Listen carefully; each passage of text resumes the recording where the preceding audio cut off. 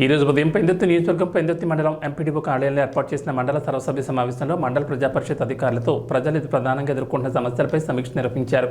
ఉమ్మడి విశాఖపట్నం రూరల్ జిల్లా అధ్యక్షులు పెందుర్తి నియోజకవర్గం శాసనసభ్యులు పంచకాల రమేష్ బాబు, వీరితో పాటు పెందుర్తి మండలం ఎంఆర్ఓ వేణుగోపాల్, ఎంపీడీఓ రవికుమార్, పెందుర్తి మండలం ఎంపీపీ ముద్దపాడ నాగమణి, ఎంపీటీసీలు, సర్పంచులు మరియు మండల స్థాయి అధికారులు ఈ సమీక్షా కార్యక్రమాల్లో పాల్గొన్నారు.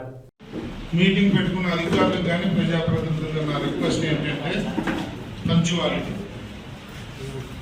టైము ఎవరిదైనా విలువైంది. ఒక 20 మంది వచ్చి ఒక 4 కోసం ఆగేది మీటింగ్ జరగకూడదండి.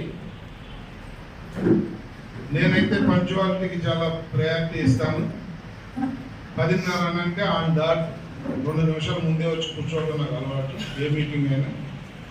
మీరు కూడా, ఎందుకంటే మనం కొంతమంది వచ్చి ఇంకో కొంతమంది కోసం ఎదురు చూస్తే వీళ్ళ విలువైన సమూహం 10 నిమిషాల్లో అరగంట గంట వేస్ట్ అవడమే. పంచువాలిటీ మెయింటైన్ చేయమని చెప్పి మీ అందరినీ రిక్వెస్ట్ చేస్తా ఉన్నా. తరువాత మీరు వేణుగోపాల్ గారు, పెందుర్తి కొత్త తహసీల్దార్, మీ అందరికీ ప్రజాప్రతినిధులకి అధికారులకి పరిచయం చేస్తా ఉన్నాను. ఈరోజే ఛార్జ్ తీసుకున్నారు. వారు సేవలు కూడా ఈ నియోజకవర్గానికి, ఈ పెందుర్తి మండలానికి బాగా అందాలని చెప్పి స్వాగతం అండి.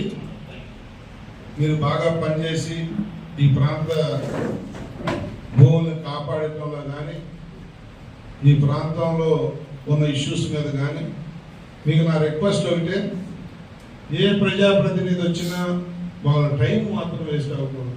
ఏ రైతు వచ్చినా, ఏ విధమైన మీతో పనుండి కూర్చోండి.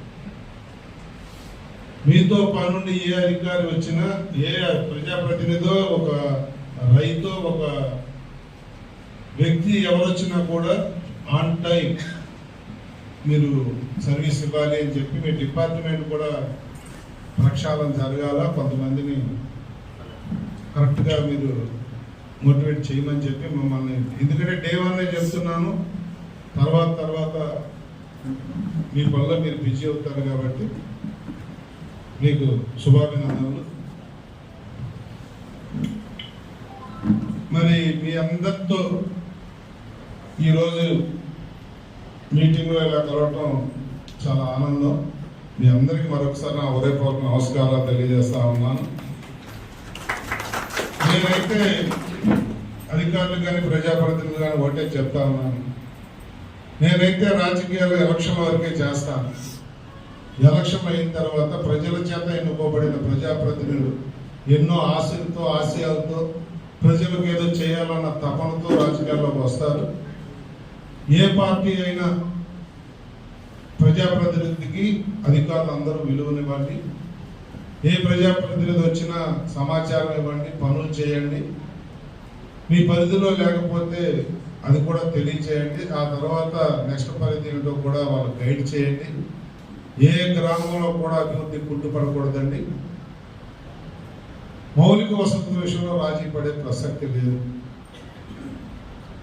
అన్ని గ్రామాలు కూడా సస్యశ్యామలంగా తాగునీరు కానీ, సాగునీరు కానీ, రోడ్లు కానీ, డ్రైన్లు కానీ, ఎలక్ట్రికల్ పోల్స్ కానీ, లైటింగ్ కానీ, హౌసింగ్ కానీ, ఇలాంటి మౌలిక వసతుల విషయంలో పక్షపాతం లేకుండా ఈ 15 గ్రామాలు కూడా డెవలప్ చేస్తానని చెప్పి నేను మీకు మాటిస్తా ఉన్నా.